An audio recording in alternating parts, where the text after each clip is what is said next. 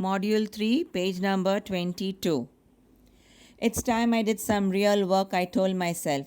I'm getting out of practice. If I don't take the money, he'll only waste it on his friends. He doesn't even pay me. Arun was asleep. Moonlight seeped in from the veranda and fell across the bed. I sat upon the floor, my blanket wrapped around me, considering the situation.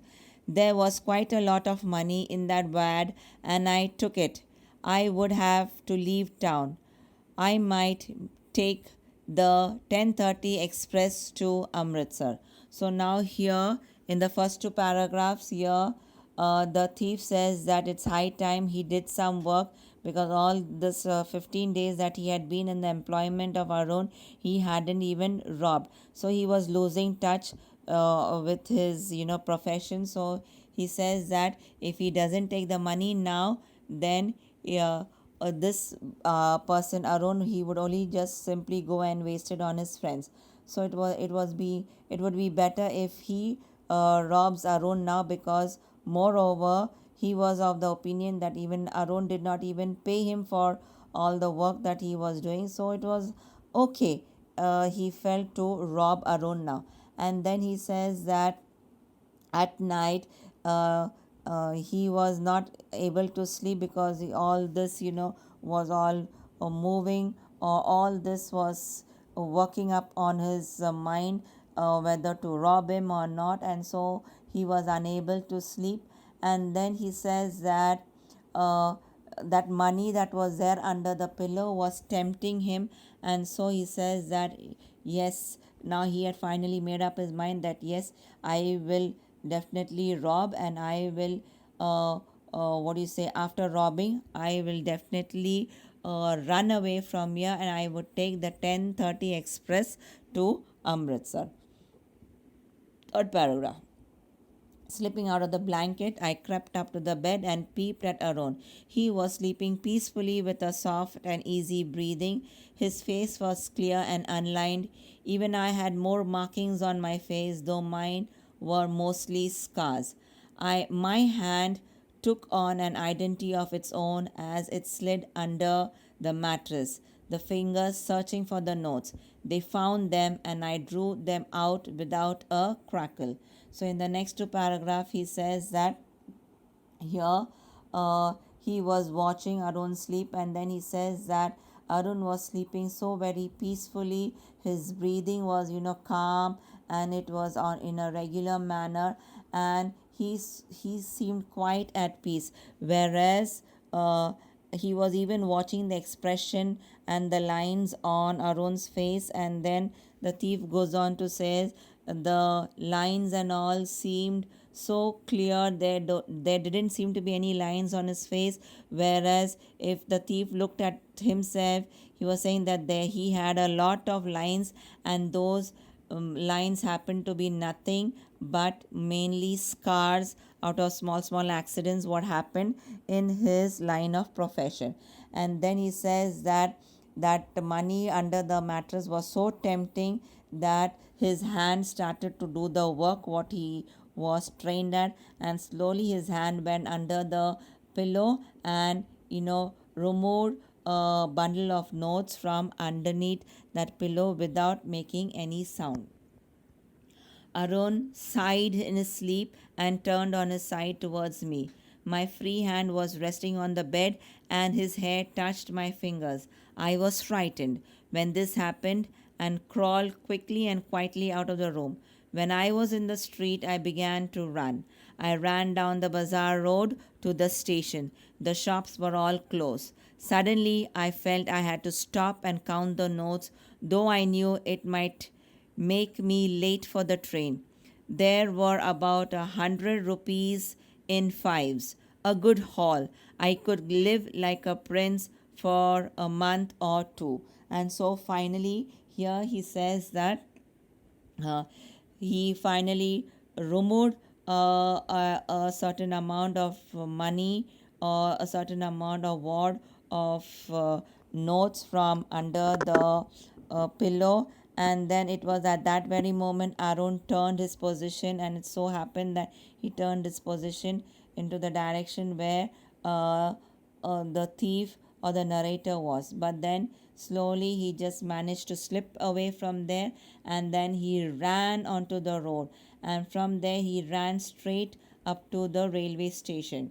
And then he noticed that it was, since it was night time, most of the shops were closed, and it was, very tempting for him to stop and count the notes that he had robbed from Arun. But he says that if he would do that, he would be late for the train. And so he knew that he had taken a sufficient amount of notes, and he made a rough guess that it would be about 100 rupees, which were in the 5 rupees denomination. And then he says that, oh, that was quite a big amount for him, and he would be able to live luxuriously for a month or two with that amount. Last paragraph of page 22. When I reached the station, I did not stop at the ticket office.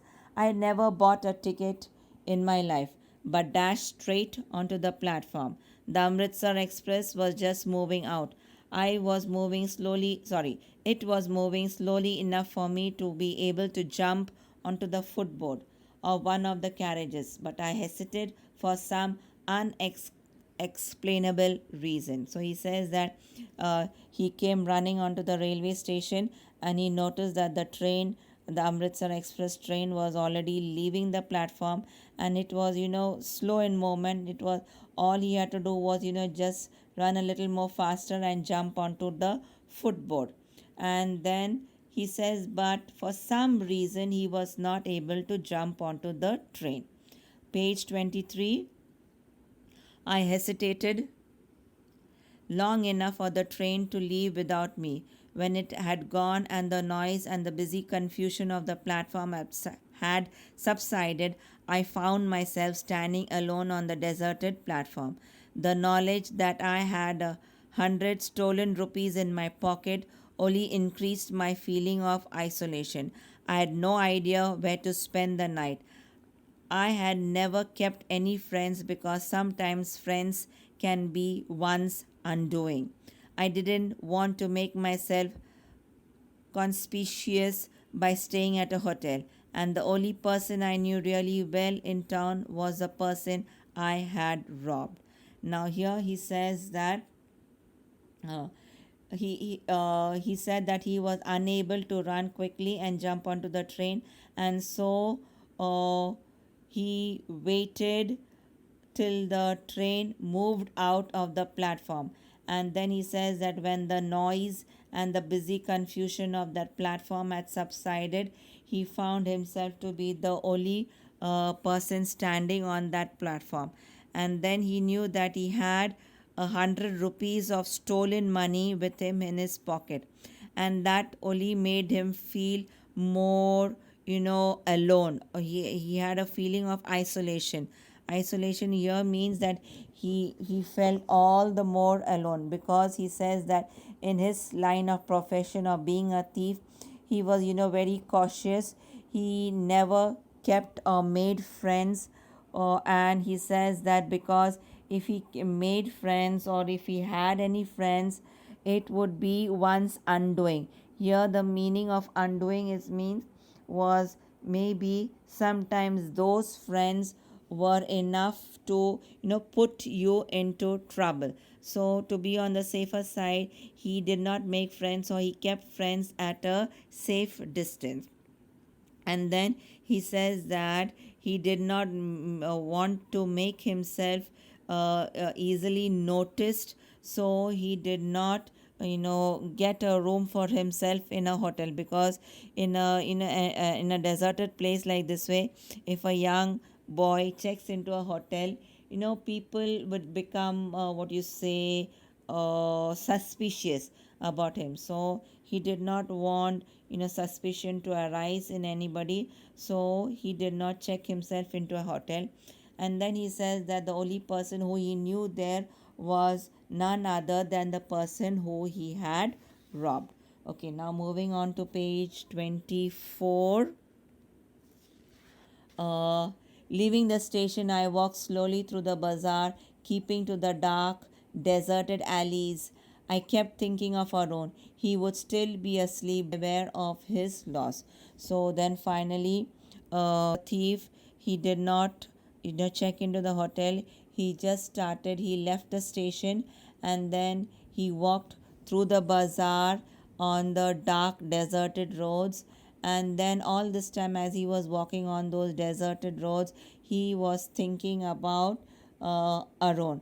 And then he says that as he was thinking about Arun, he was also thinking that Arun, who would be sleeping so very peacefully at home, wouldn't even be aware of the fact that he had lost something.